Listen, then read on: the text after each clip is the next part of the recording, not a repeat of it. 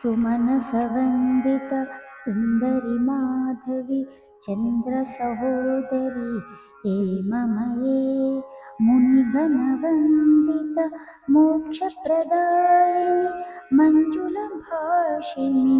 वेदनुते पङ्कजवासिनि देवसुपूजिता सद्गुणवर्षिणि शान्तियुते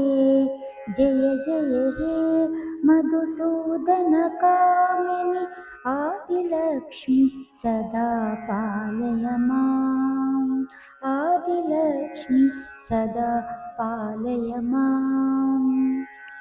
ऐकलिकल्मषनाशिनि कामिनि वैदिकरूपिणि वेदमये क्षीरसमुद्भव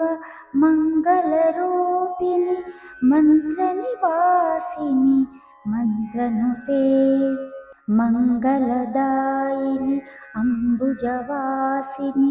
देवगणाश्रिता पादयुते जय जय हे मधुसूदनकामिनि धान्यलक्ष्मि सदा पालय माम् धान्यलक्ष्मि सदा पालय माम् जय वरवर्णिनि वैष्णवि भार्गवि मन्त्रस्वरूपिणि मन्त्रमये सुरगणपूजिता शीघ्रफलप्रद ज्ञानविकासिनि शास्त्रनुते भवभयहारिणि पापविमोचनि साधुजनाश्रिता पादयुते जय जय हे मधुसूदनकामिनि धैर्यलक्ष्मि सदा पालय माम् धैर्यलक्ष्मि सदा पालय माम् जय जय दुर्गतिनाशिनि कामिनि सर्वफलप्रद शास्त्रमये रतगजतुरग पदाति समावृत परिजनमण्डित लोकनुते हरिहर ब्रह्म सुपूजित सेवित तापनिवारिणि पादयुते जय जय हे मधुसूदनकामिनि गजलक्ष्मि सदा पालय माम् गजलक्ष्मि सदा पालय माम् अयि खगवायिनि मोहिनि चक्रिणि रागविवर्धिनि ज्ञानमये गुणगणवारिधि लोकहितैषिणि सर्वसत्ताञ्चित गाननुते सकलसुरासुर देवमुनीश्वर मानववन्दित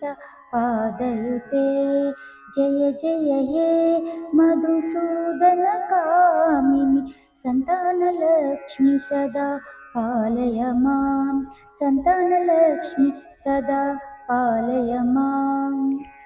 जय कमलासनि सद्गतिदायिनि ज्ञानविकासिनि गानमये अनुदिनमर्चित कुङ्कुमधूसर भूषितवासित वाद्यनुते कनकदारास्तुति वैभववन्दित शङ्करदेशिक मान्यपदे जय जय हे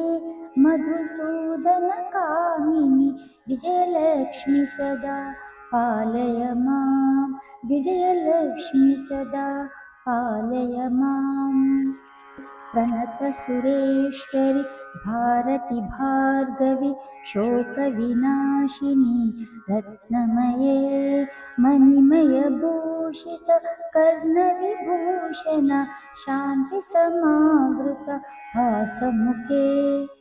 नवनिधिदायिनि कलिमलहारिणि कामितफलप्रद हस्तयुते जय जय हे मधुसूदनकामिनि